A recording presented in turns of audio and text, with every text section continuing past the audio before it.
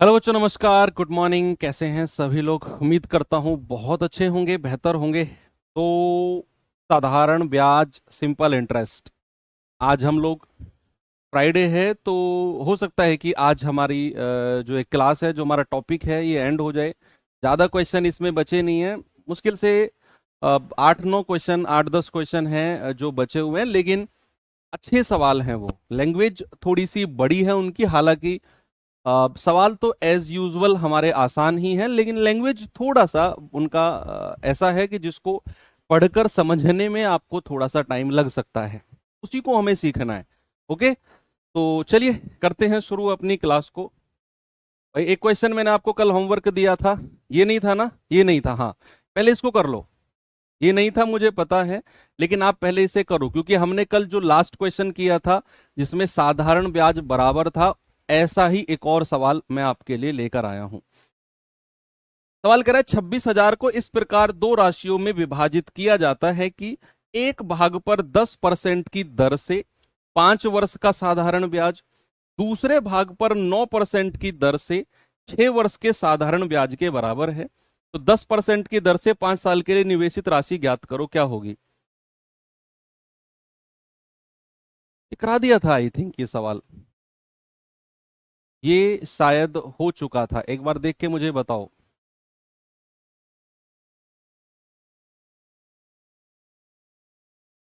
हो चुका था ना ये?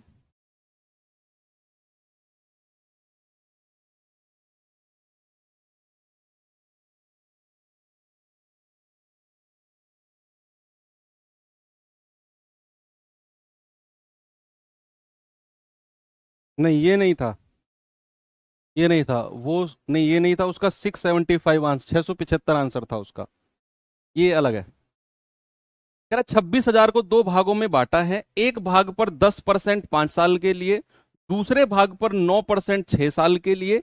और सवाल में कह रहा है कि साधारण ब्याज बराबर है। क्या बोल रहा है? साधारण ब्याज, सिंपल इंटरेस्ट क्या है? इक्वल है। तो भैया 26,000 को दो भागों में उसने बांटा है, तो 26,000 लिखो। एक भाग ए और दूसरा भाग क्या है? बी। जिन दो भागों में उसने बांटा है, मैंने बोल दिया वो ए और बी है। अब सवाल कहता है कि भैया पहले भाग पर तो 10% का दर है और समय कितना है? 5 साल। दूसरे भाग पर 9% की दर है और समय कितना है? 6 साल।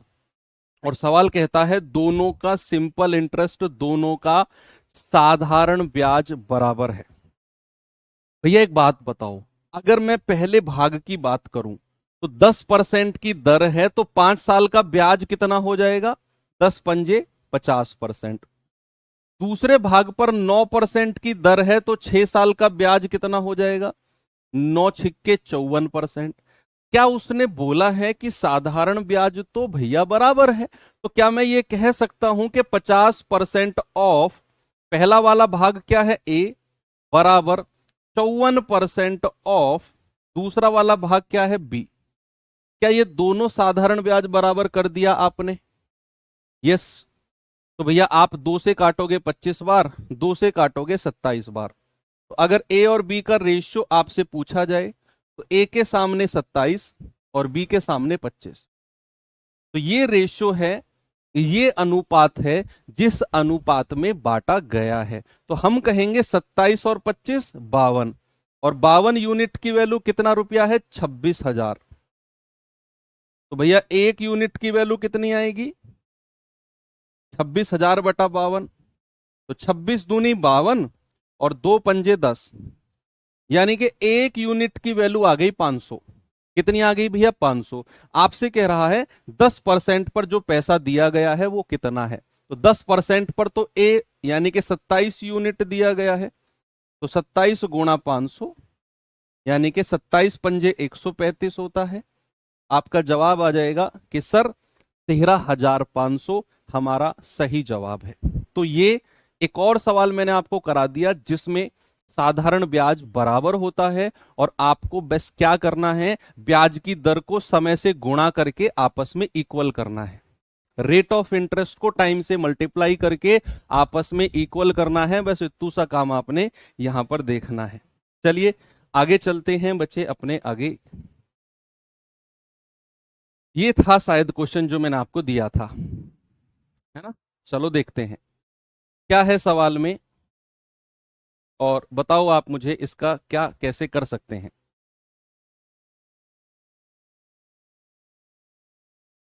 अच्छा, ये सवाल को आप पढ़ो एक बार। क्या इस पर हम एलिगेशन मेथड लगा सकते हैं? मतलब जरूरी नहीं है आपका जवाब यस ही हो, आपका जवाब नो भी हो सकता है मेरा जवाब भी नो हो। मैंने तो जस्ट आपसे क्वेश्चन पुट किया, क्या हम इस पे एलिगेशन लगा सकते हैं मेथड। एलिगेशन की कंडीशन मैंने आपको क्या बताई, देखो लगभग हमने हर चैप्टर में एलिगेशन मेथड के सवाल किए हैं, आपने ये चीज नोट की होगी। लगभग हर चैप्टर में हमने एलिगेशन मेथड का यूज किया है। तो यहां भी क्या इस सवाल में हम एलिगेशन लगा सकते हैं बच्चा? देखकर बताओ। एलिगेशन की कंडीशन थी एक पार्ट, एक हिस्सा, दूसरा हिस्सा और ओवरऑल हिस्सा। यानी कि जब भी एक हिस्से की बात हो, दूसरे की बात हो और ओवरऑल की बात हो, हमेशा एलिगेशन लगेगा। अब जरा इसे पढ़ना। कह रहा है कि भैया दो राशियां हैं, एक 15,000 है जिसको 12% की दर से, और दूसरी 18,000 है जिसको 15% की दर से उधार दिया गया है। दो राशि अलग अलग है। कह रहा है बताओ कुल राशि पर कितना परसेंट ब्याज के रूप में अर्जित करेगा। कुल राशि पर कितना परसेंट ब्याज उसे मिलेगा। यहां समय हमें नहीं दिया हुआ 2 3 4 साल, तो हम इसे वार्षिक यानी कि एनुअली मान के चलेंगे। हम इसे एनुअली मान के चलेंगे क्योंकि यहां समय नहीं बोला उसने, क्योंकि उसने 15% प्रति वर्ष और दूसरा 12% प्रति वर्ष। तो कह रहा है कुल धनराशि पर कितना परसेंट वार्षिक ब्याज, वार्षिक ब्याज यानी कि 1 साल का ब्याज। तो कुल धनराशि पर आपसे वार्षिक ब्याज पूछ रहा है, तो बच्चा आप इस पर एलिगेशन लगा सकते हो। पहले मैं आपको इसे दूसरे नॉर्मल तरीके से बता देता हूं। भाई ये 15,000 रुपया है, ये 18,000 रुपया है। इसको किस परसेंट पर दिया? 12% पर। और इसको किस परसेंट पर दिया है? 15% पर। तो आप ये 1 वर्ष का ब्याज है, 12% की दर, इसका मतलब क्या है? 1 साल का ब्याज। 15% की दर, इसका मतलब क्या है? 1 साल का ब्याज। तो सबसे पहले आप इसका 1 साल का ब्याज बताओ, तो 12% निकालो इसका 15,000 का, तो कितना आ जाएगा भैया? ये आ जाएगा आपका 1,800 रुपए। ये 1 साल का ब्याज हो गया। इसका 15% निकालो 18,000 का, तो आप कहोगे 0 0 15 0 0 15 अट्ठे 120, 15 एकम 15 12 27, यानी कि इस पर 2,700 रुपए ब्याज मिल गया 1 साल का। तो आपसे कह रहा है कुल राशि का कितना परसेंट वार्षिक ब्याज होगा। कुल राशि का कितना परसेंट? तो टोटल ब्याज कितना है भाई? टोटल अगर आप जोड़ते हो तो आएगा 0 0 8 7 15 2 और 1 3 और 1 4। ये आ गया आपका कुल ब्याज। टोटल कितना आ गया? दोनों को जोड़ा और 4,500। अब कह रहा कुल राशि का कितना परसेंट।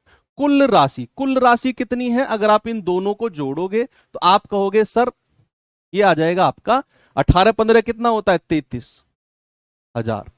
तो कुल धनराशि कितनी है बच्चा? 33,000। यस। तो भैया कुल ब्याज कितना है? 4,500 रुपए।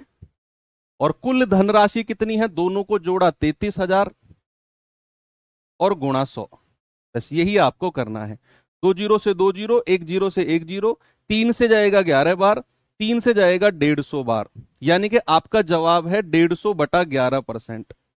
कितना आ रहा है? 11 एकम 11 4, 11 तिया 33, 13 पॉइंट समथिंग। 13 पॉइंट ना तो इसमें है ना इनमें है, एक ही ऑप्शन है 13.63%। तो भैया कुल धनराशि पर कितना परसेंट वार्षिक ब्याज आ गया? आप कहेंगे सर कुल धनराशि पर तो 13.63% का वार्षिक ब्याज आ गया। अब आप चाहो तो इसमें एलिगेशन बचा बड़े शौक से लगा सकते हो, बहुत आराम से इसमें एलिगेशन लग जाएगा। सबसे पहले क्या करो, जो धनराशि है, जो मूलधन है, आप उस मूलधन का रेशियो ले लो। आप क्या करो, उस प्रिंसिपल का अनुपात ले लो। भैया ये 15,000 है और ये 18,000 है। सबसे पहले आपने क्या किया? मूलधन का अनुपात। तो 3 पंजे 15 और 3 छिंग 18। ये आपने क्या किया बच्चा, धनराशि का रेशियो ले लिया। अब सवाल कह रहा है कि एक हिस्सा उसने 12% पर दिया, दूसरा हिस्सा उसने 15% पर दिया, और आपसे पूछ रहा है कुल कितना परसेंट वार्षिक ब्याज है, ओवरऑल। और एलिगेशन मेथड बोलता है एक हिस्सा 12% रखो, दूसरा हिस्सा 15% रखो, और कुल जो होगा उसे बिल्कुल बीचों बीच रखो, और उसी की ही वैल्यू हमें निकालनी है, और नीचे अपनी मूलधन का रेशियो यानी कि धनराशि का रेशियो लिख दो। क्या ये बीच वाली वैल्यू आप निकाल सकते हो? बहुत आसान तरीका है। क्या आप बीच वाली वैल्यू बचा निकाल सकते हो कि नहीं?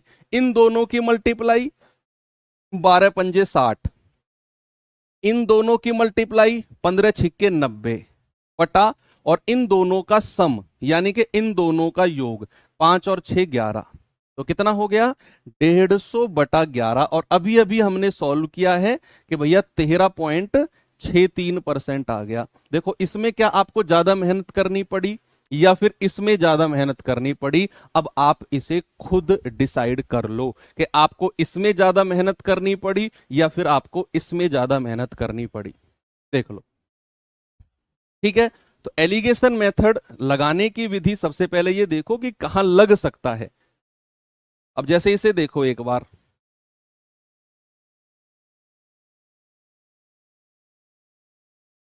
बताओ जरा इसका जवाब क्या होगा।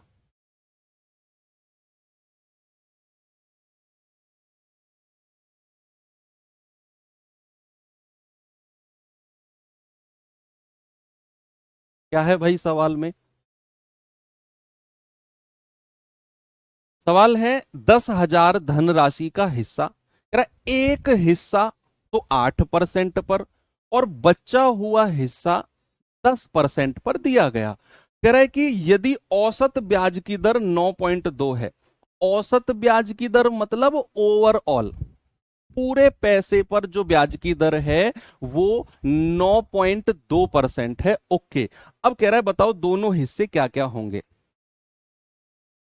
यहां पर भी एलिगेशन लगेगा। एलिगेशन हर उस जगह लगेगा जब एक हिस्से का ब्याज प्रतिशत या रेट प्रतिशत दिया हो, दूसरे का रेट प्रतिशत दिया हो, और आपसे ओवरऑल या तो पूछ रहा हो ब्याज की दर या ओवरऑल ब्याज की दर दे रखी हो, तो हमेशा हर उस जगह एलिगेशन लगेगा। और ये बात मैं आपको टाइम एंड वर्क समय कार्य के जमाने से पढ़ाता हुआ आ रहा हूं। बेशक मैंने आपको अभी एलिगेशन मेथड, एलिगेशन चैप्टर नहीं पढ़ाया, लेकिन इस तरीके में आपको परफेक्शन आ चुका है, क्योंकि हर चैप्टर में एलिगेशन मेथड का जिक्र जरूर होता है। हर चैप्टर में 5-10 मिनट में एक्सप्लेन करता हूं, तो जो बच्चा रिवाइज कर रहा है रेगुलर, उसके दिमाग में आ चुका है कि कौन सा सवाल है जिसे हमें एलिगेशन से करना होता है।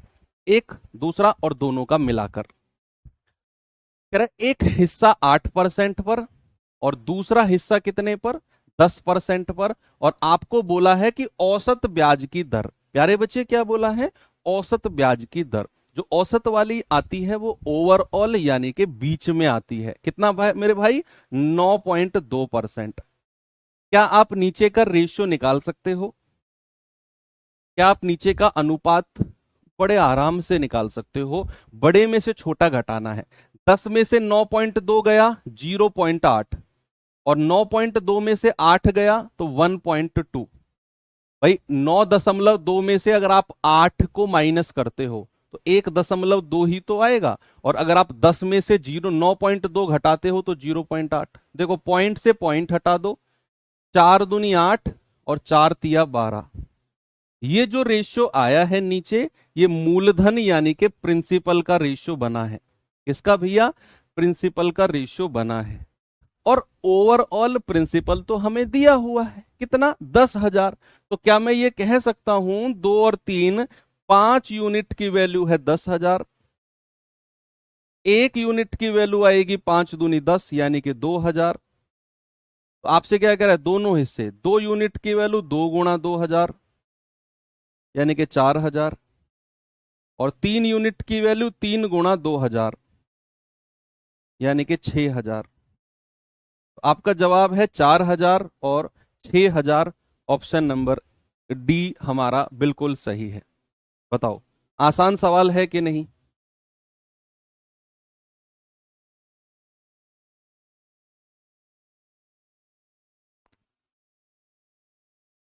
अच्छा, एक सवाल आपको ऐसा दूं, यहां तो आपको एक ब्याज की दर, दूसरी ब्याज की दर और ओवरऑल ब्याज की दर दे दी। एक सवाल ऐसा दूं जिसमें आपको थोड़ी सी मेहनत करनी पड़े, इसमें आपको थोड़ा सा काम करना पड़े। चलो, एक सवाल ऐसा देता हूं आपको, जरा ये सवाल देखना।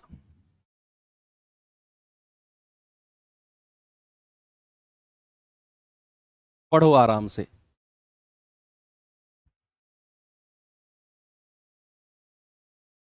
कह रहा है दो लोगों को 600 रुपए की धनराशि उधार दी गई।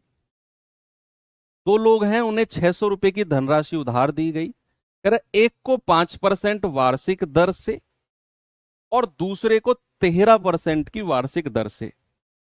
यदि एक साल के बाद अर्जित साधारण ब्याज 62 रुपए है, एक साल के बाद, एक साल के बाद कितना है साधारण ब्याज? 62 रुपए।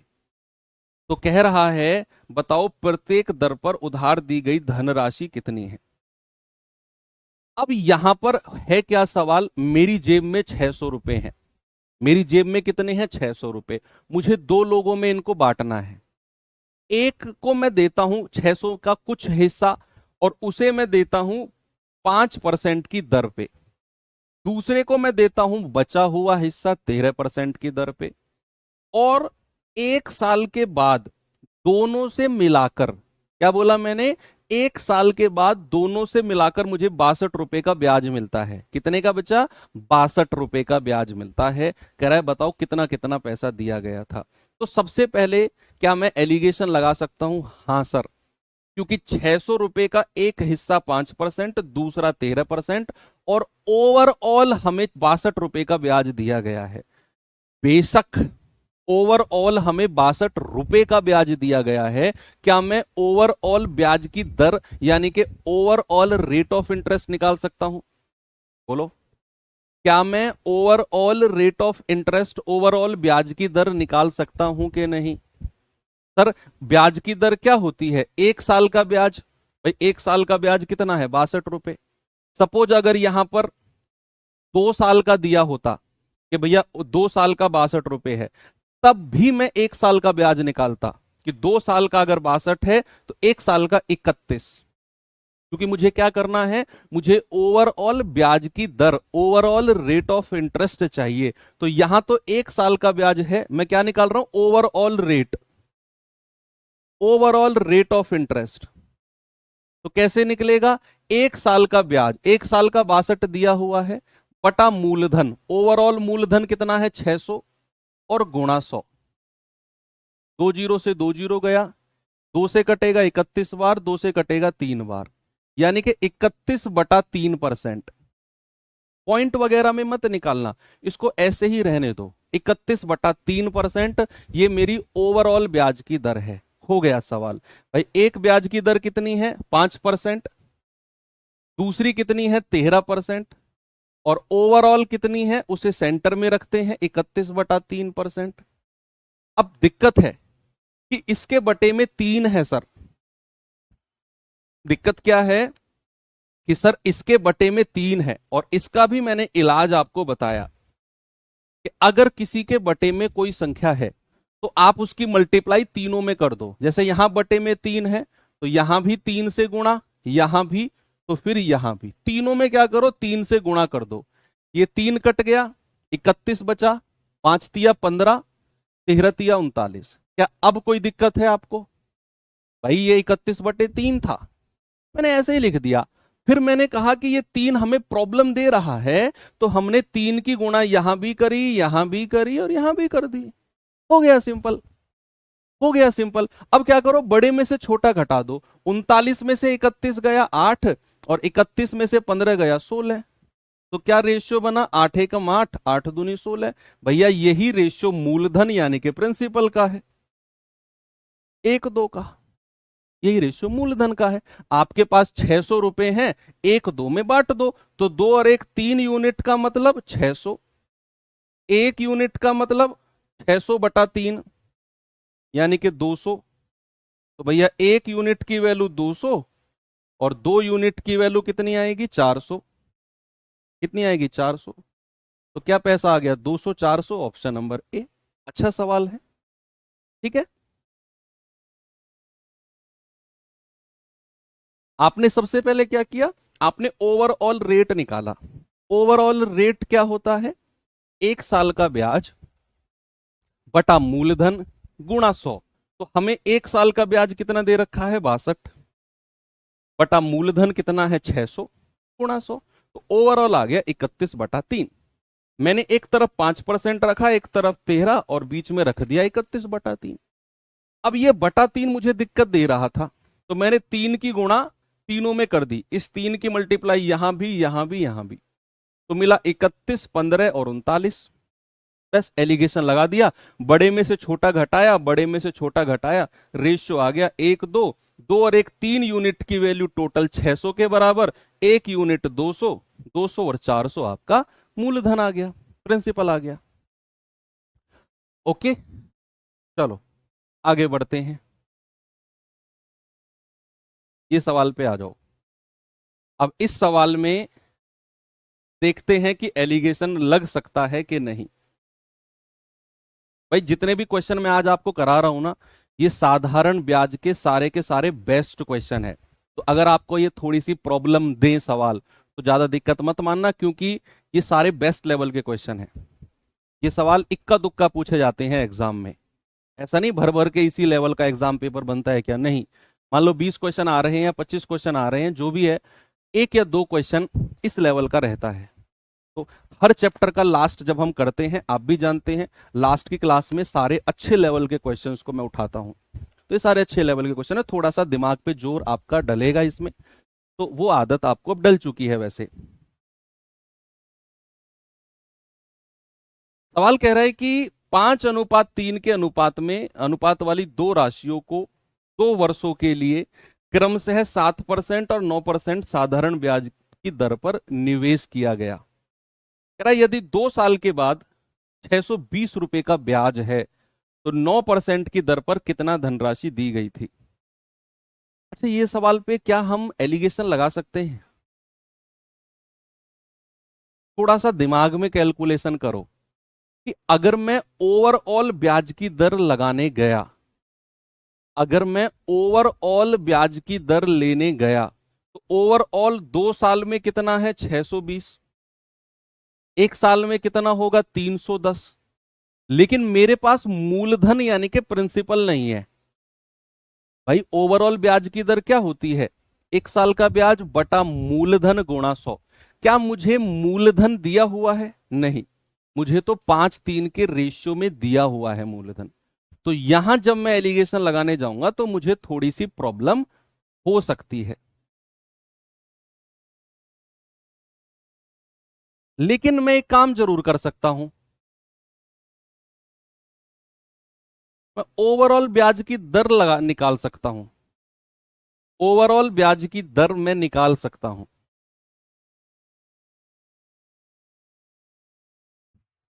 लेकिन उससे कुछ मिलेगा नहीं मुझे। उससे बढ़िया है आप क्या करो, आपको जो रेशियो दिया हुआ है, भाई मूलधन का रेशियो कितना दिया हुआ है, 5:3 का, 5:3 का रेशियो दिया गया है। आप इसको 5R और इसको 3R मान के चलो। आप क्या मानो, इसको 5R और इसको 3R मान के चलो। मान लिया। अब कह रहा है कि इसको 7% पर दिया गया है और इसको 9% पर दिया गया है। इसको भी 2 साल के लिए दिया गया है, इसको भी 2 साल के लिए दिया गया है। सवाल ने बोला है इसको भी 2 साल, दूसरे को भी 2 साल, और कह रहा है 2 साल के बाद टोटल 620 रुपए ब्याज का मिला। मैंने कहा ओके, तो 1 साल का ब्याज कितना है 7%, तो 2 साल का हो जाएगा 14%। 1 साल का 9% है, तो 2 साल का हो जाएगा 18%। तो भैया 14% ऑफ मूलधन कितना है 5R, प्लस 18% ऑफ मूलधन कितना है 3R। मूलधन से गुणा करेंगे ना, और ब्याज कितना मिला है 620 के बराबर कर दो।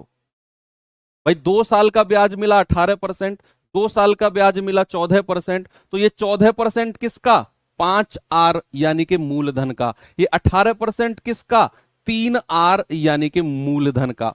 तो मल्टीप्लाई करेंगे और मुझे किसके बराबर मिलेगा, 620 के बराबर मिल जाएगा। अब आप यहां से आर की वैल्यू निकालो। 14 पंजे 70% ऑफ आर प्लस 18 तिया 54% ऑफ आर कितना होता है? 4 7 5 12 124% ऑफ आर किसके बराबर है? 620 के बराबर। 31 दूनी 62 और 31 चौके 624। 4 से जाएगा 5 बार और 5 की गुणा 100 में करेंगे तो आर कितना मिल जाएगा? 500। आर कितना मिला बच्चा? 500। अब आर की वैल्यू 500 आ गई। आपसे कह रहे हैं 9% पर कितना पैसा उधार दिया गया। भाई 9% पर तो ये रहा 3 आर, तो 3 आर की वैल्यू कितनी हो जाएगी? 3 गुणा 500। आपका जवाब आ जाएगा 1500।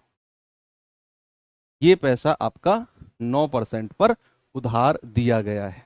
मैं फिर से रिपीट करूं क्या सवाल को? रुको करता हूं। सवाल कह रहा है दो धनराशि 5:3 के अनुपात में दी गई है। मैंने इस पर एलिगेशन इसलिए नहीं लगाया क्योंकि जब मैं ओवरऑल ब्याज की दर लगाने जाऊंगा तो उसके लिए मुझे 1 साल का ब्याज तो मिल जाएगा, लेकिन मेरे पास मूलधन नहीं है, प्रिंसिपल नहीं है, तो फिर मैं एलिगेशन की तरफ नहीं गया। तो मैं किस पे गया? मैं गया भैया रेशियो। हाँ एलिगेशन से भी हो जाएगा, कोई प्रॉब्लम नहीं है, लेकिन लगना उतना ही टाइम है। भाई 5 और 3 के रेशियो में प्रिंसिपल दिया हुआ है, तो मैंने इसको 5R और 3R मान लिया ओरिजिनल संख्या के लिए। अब कह रहा है कि एक को उसने 9% की दर पे दिया है, एक को 7%, एक को 7%, एक को 9%, और दोनों को 2 साल के लिए दिया गया। इसको भी 2 साल, इसको भी 2 साल। कह रहा 2 साल के बाद मिलने वाला जो ब्याज है वो 620 रुपए है। 2 साल का मिलने वाला ब्याज कितना है? 620। तो सबसे पहले मैंने क्या किया? भैया प्रतिशत ब्याज बताओ। 7 दूनी 14%, 9 दूनी 18%। तो ये 14% किसका? मूलधन का। ये 18% किसका? मूलधन का। दोनों को जोड़कर हमने 620 के बराबर कर दिया। तो ये मिला हमें 14 पंजे 70, 18 तिया 54। 70 और 54 को जोड़ा 124% आ गया। 124 बटा 100 आर बराबर 620। आर की वैल्यू 500 आ गई। कह रहे 9% पर कितना पैसा दिया गया है? 3R। तो 3R की वैल्यू आ गई 1500। कितनी आ गई बच्चा? 1500। बात क्लियर है? ओके, चलो आगे चलते हैं। हाँ इस सवाल पे आओ जरा।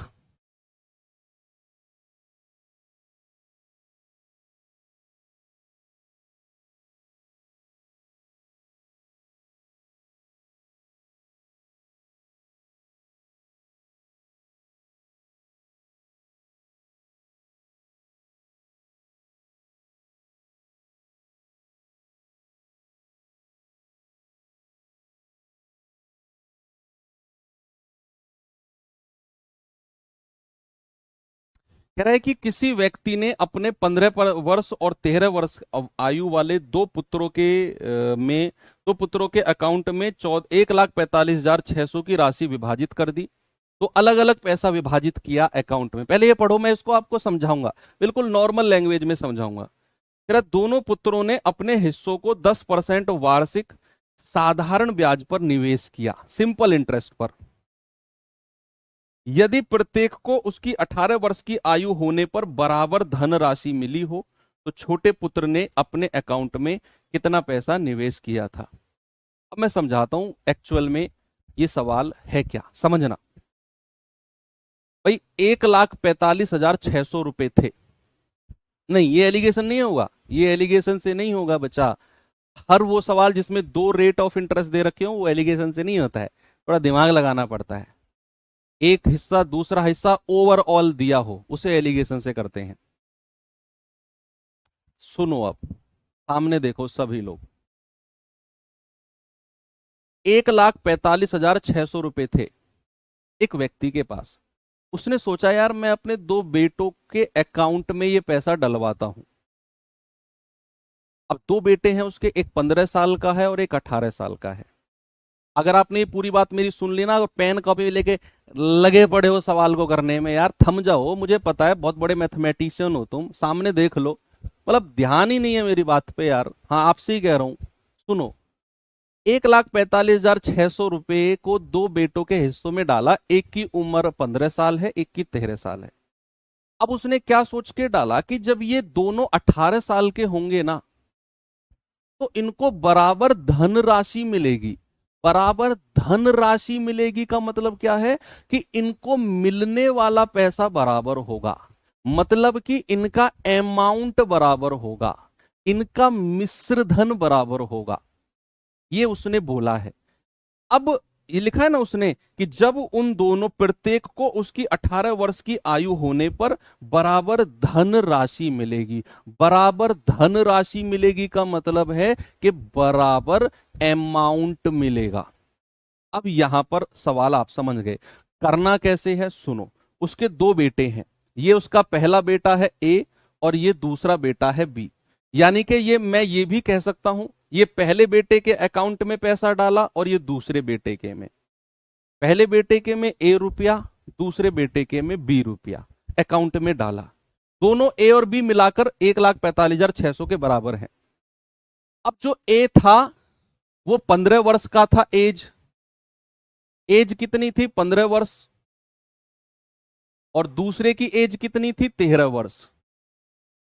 अब सवाल ने बोला कि भैया जब वो दोनों 18 साल के होंगे तब उन्हें बराबर धनराशि मिलेगी। अच्छा मुझे एक बात बताओ, अगर ये 18 साल का होगा तो इसे कितने साल का ब्याज मिलेगा पहले वाले को, और जब ये 18 साल का होगा तो इसे कितने साल का ब्याज मिलेगा? क्या आप इतनी बात मुझे बता सकते हो?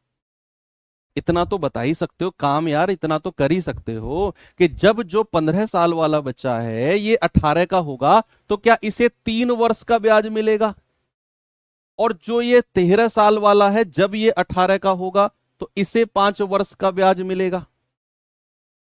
तो एक को तो 3 साल का ब्याज मिलेगा और एक को 5 साल का ब्याज मिलेगा।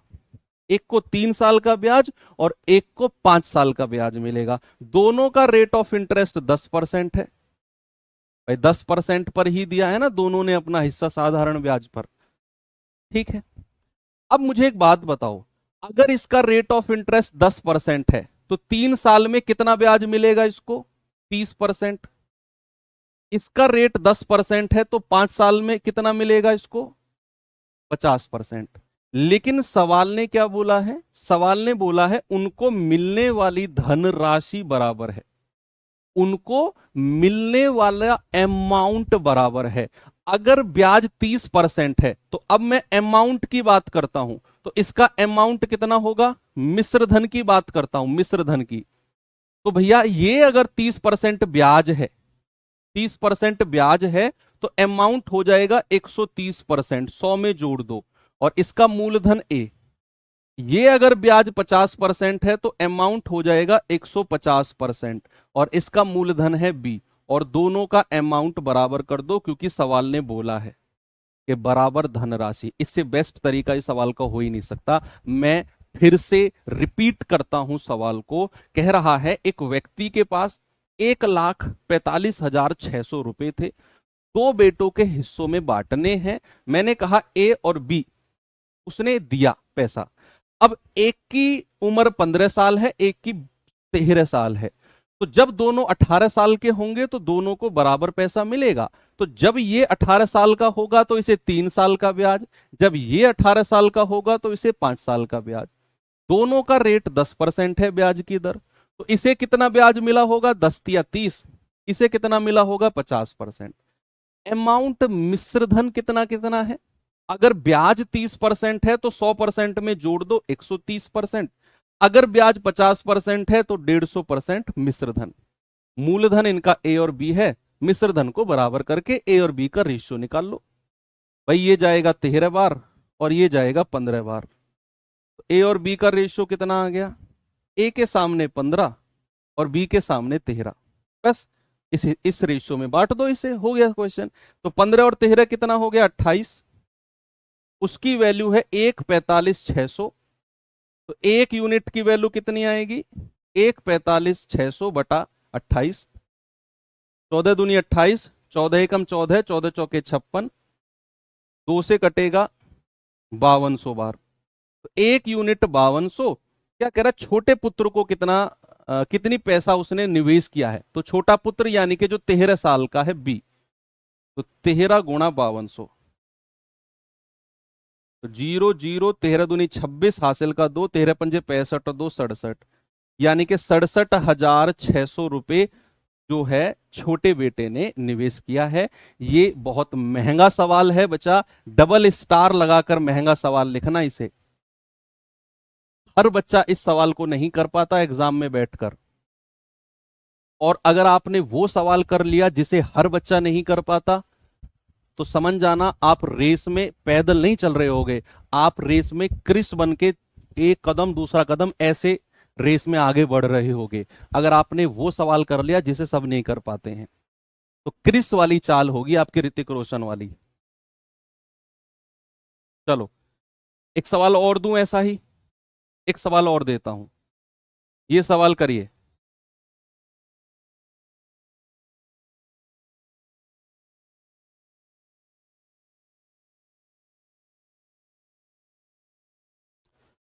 कह रहा है एक व्यक्ति ने 4,40,000 रुपए अपने दोनों पुत्रों के लिए विरासत में छोड़े। 4,40,000 रुपए। कह रहा है दोनों पुत्रों के 18 साल के होने पर इस राशि को उनमें समान रूप से बांटना है। भाई यही लाइन है जिससे हमें पता चलता है कि उनका मिश्रधन बराबर है।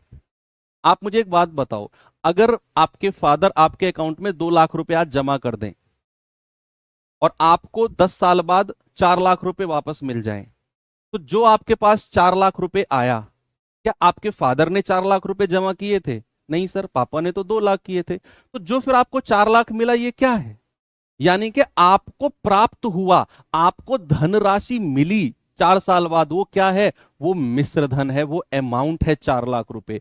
तो सवाल में भी वही चीज समझनी है कि 18 साल के होने पर इस राशि को उनमें बराबर रूप से बांटना है। यानी कि 18 साल के जब हो जाएंगे तो जो उनका पैसा बन गया उस टाइम पर वो उनको मिलेगा। कह रहा है कि अभी उनकी आयु 10 वर्ष और 14 वर्ष है। यदि संपूर्ण राशि को 10% के साधारण ब्याज पर निवेश किया गया तो छोटे भाई को उस राशि का कितना अंश प्राप्त हुआ? बताइए।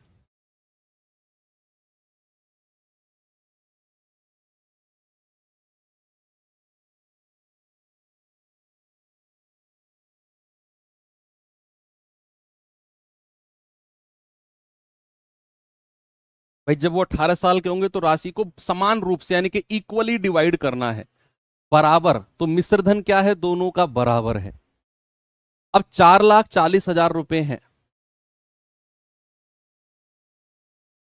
भैया, ए और बी में बांट दिया। एक की उम्र 10 वर्ष है, एक की 14 वर्ष है। कह रहा है जब दोनों, ये उम्र है, ये उनकी आयु है, आयु है 10 वर्ष और 14 वर्ष। कह रहा है जब दोनों 18 साल के होंगे तब उन्हें अमाउंट बराबर मिलेगा, समान रूप से धनराशि बटेगी। तो जब ये 18 साल का होगा तो इसे कितने साल का ब्याज मिलेगा? सर 8 साल का। भाई 10 वर्ष से 18 तक। जब ये 18 वर्ष का होगा इसे कितने साल का ब्याज मिलेगा? सर 4 साल का। तो समय हमें पता चल गया। अब कह रहा है दोनों का रेट ऑफ इंटरेस्ट 10% है, इसका भी इसका भी। तो ब्याज बताना जरा कितना है ब्याज? आप कहेंगे सर 10 या 80% ब्याज और 10 चौके 40% ब्याज। भाई 1 साल का 10%, 4 साल का 40। लेकिन अगर मैं मिश्रधन अमाउंट की बात करूंगा तो 100% में जोड़ दो 180% ऑफ ए और इसका मिश्रधन 140% ऑफ बी, और दोनों को पैसा समान रूप से बांटा जाना है। समान रूप से यानी कि बराबर धनराशि अमाउंट है। तो 2 से काटेंगे 2 नाम 18, 2 से काटेंगे 2 सत्ते 14। तो ए और बी का रेशियो कितना है? ए के सामने 7, बी के सामने 9। बस इस पैसे को इसमें बांट दो। आप कहोगे 9 और 7 16 यूनिट का मतलब है 4440। तो 1 यूनिट का मतलब है 4440 बटे 16। तो 16 दूनी 32, 8 4 12, 16 सत्ते 112, 16 पंजे 80। 1 यूनिट आ गया 27,500। कह रहा है छोटे बेटे को कितना पैसा? छोटा बेटा जो 10 साल का है यानी कि ए, तो 7 गुणा 27,500। 0 0 7 पंजे 35, 3 7 सत्ते 49, 3 52, 5 7 दूनी 14, 5 19। भैया 1,92,500 रुपए हैं जो छोटे बेटे के अकाउंट में जमा किया है। क्या अब ये क्वेश्चन आपको दिक्कत करेंगे? मेरे हिसाब से तो नहीं करने चाहिए। चलो ये सवाल देख लो भाई।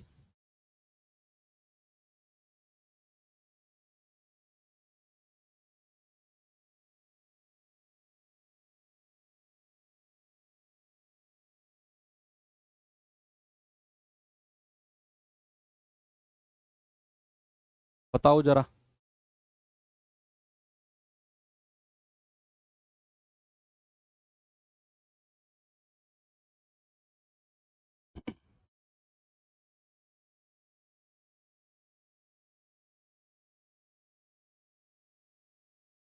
सवाल है, एक व्यक्ति ने अपनी पूंजी का 1/2 भाग 5% की वार्षिक ब्याज की दर पर, ओके, कह रहा है अपनी पूंजी का 1/3 भाग 8% की दर पर, और जो शेष बच गया उसे 10% की दर पर निवेश किया। एक वर्ष में उसे तीनों निवेशों से कुल आय 820 रुपए है। 820.00 मतलब 820 ही होगा। उसकी कुल निवेशित पूंजी ज्ञात करो। अच्छा सुनो, कल आपका मॉक क्विज है। कल आपका मॉक क्विज है। कौन से चैप्टर का? सिंपल इंटरेस्ट का। क्वेश्चन कितने होंगे? 30 क्वेश्चन होंगे। समय कितना मिलेगा? 45 मिनट मिलेगा। और टाइम क्या होगा? टाइमिंग क्या होगी? टाइमिंग होगी आपकी 11 AM, वही एज यूजुअल।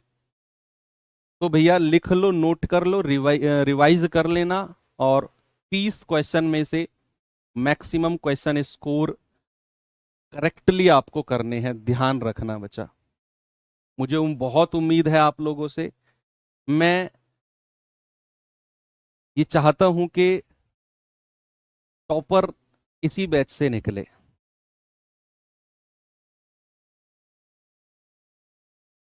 अब लहू मुंह लग गया है मुझे है ना? तो टॉपर निकालने की आदत सी हो गई है अब। चिल्लाने की आदत नहीं है बस, कि टॉपर मेरा है, टॉपर मेरा है, टॉपर मुझसे। ठीक है ना? जो है सही है। मेरे लिए हर वो बच्चा टॉपर है जो सेलेक्ट हो गया, जिसकी रैंक लास्ट आई है लेकिन वो सेलेक्ट हो गया। हर वो बच्चा मेरे लिए टॉपर है, क्योंकि उसने सेलेक्ट होने के लिए एक टॉपर जितनी ही मेहनत करी है। ये बात, ये दर्द उन बच्चों से पूछो जो 1 या 2 नंबर से रह जाते हैं। कैसे तसल्ली करें यार, मतलब बहुत दुख होता है। मैं मेरा पहला अटेम्प्ट था CGL 2018 का। उस टाइम पे हमारा प्री हुआ। CGL में उस टाइम पे प्री होता है, मेंस होता है। मेंस में भी हमारे 2 पेपर होते थे, इंग्लिश और मैथ्स के। उसके बाद तीसरा हमारा डिस्क्रिप्टिव होता था, लेटर और एस्से राइटिंग वगैरह का। चौथा हमारा होता था टाइपिंग टेस्ट। 4। और उसके बाद पांचवा होता था डॉक्यूमेंट वेरिफिकेशन। ये सब करने के बाद में, 5 स्टेप क्लियर करने के बाद में, मेरा 0.25 से सिलेक्शन रुका था फाइनल।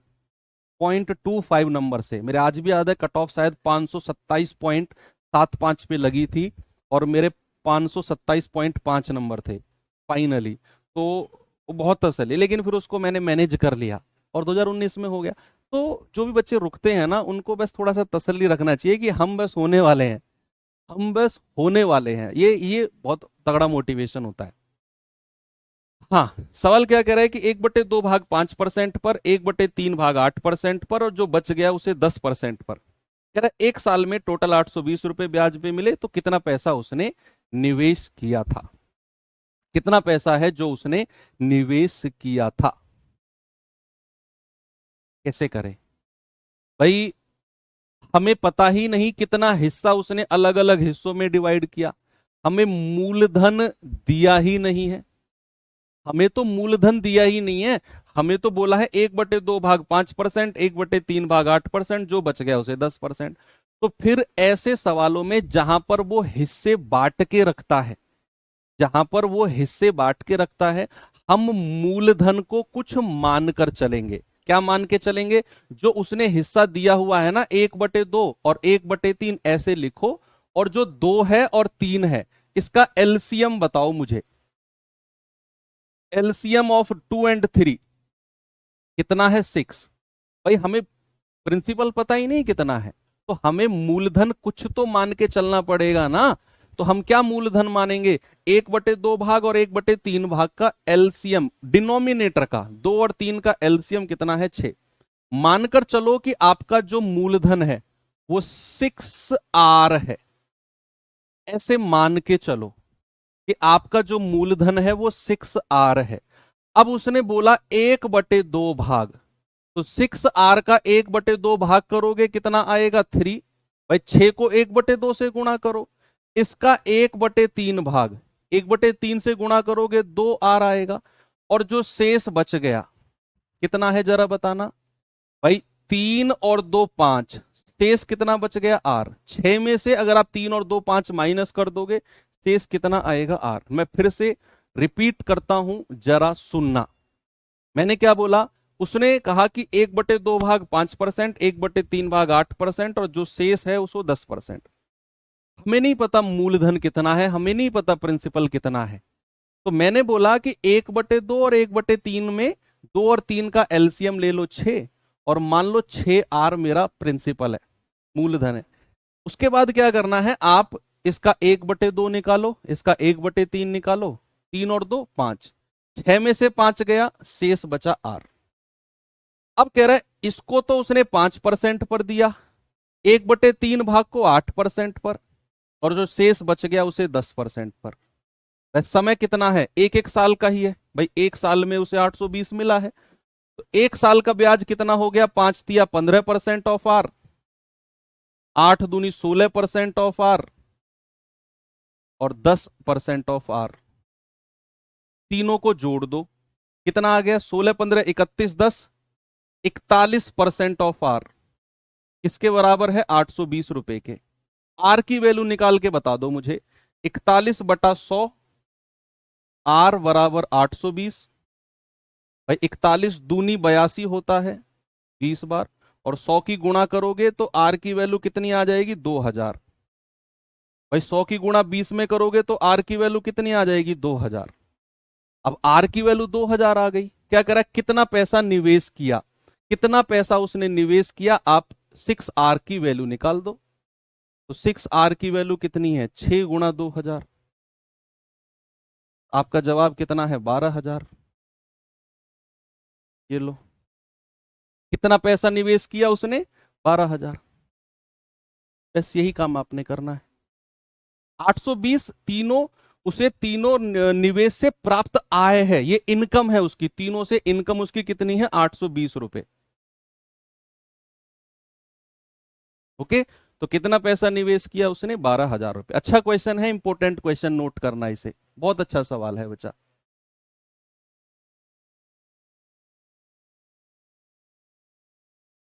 चलो बस हो ही गया, अब तो सब कुछ है ही नहीं।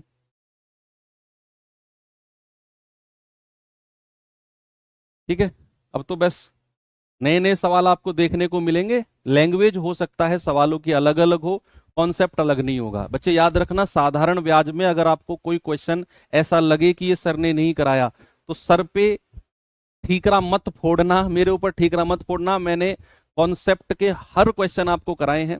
जो सवाल आपके सामने नया होगा उसकी लैंग्वेज नई हो सकती है, लेकिन कॉन्सेप्ट नया नहीं होगा, कॉन्सेप्ट वही क्लास का रहेगा। तो कल आपका मॉक क्विज है, मंडे को हम लोग कंपाउंड इंटरेस्ट, चक्रवृद्धि ब्याज के साथ मिलेंगे। अब आपके दिमाग में आएगा सर साधारण ब्याज की किस्त वाले क्वेश्चन। बच्चे साधारण ब्याज की किस्त और चक्रवृद्धि ब्याज की किस्त वाले क्वेश्चन में एक साथ कराऊंगा आपको, जो चक्रवृद्धि ब्याज के बाद होंगे, कंपाउंड इंटरेस्ट के बाद कराऊंगा। तो मंडे को हम कंपाउंड इंटरेस्ट यानी कि चक्रवृद्धि ब्याज, बहुत गजब का चैप्टर है, उसे हम करने वाले हैं। बाकी मिलेंगे अब मंडे को। तो कल बढ़िया से 11 बजे टेस्ट दो, अपने हिसाब से देना, अपने हिसाब से दो। 11 बजे वो ओपन हो जाएगा, जिसे शाम को देना है भाई शाम को दो, तो है ना। जो कह रहे हैं कि सर 12 बजे खिला, अरे भैया 11 बजे क्या बंद हो जाएगा क्या? वो रहेगा, शाम को आराम से सोते टाइम दे देना आप, नाइट के टाइम। ठीक है, थैंक यू, बाय बाय, जय हिंद।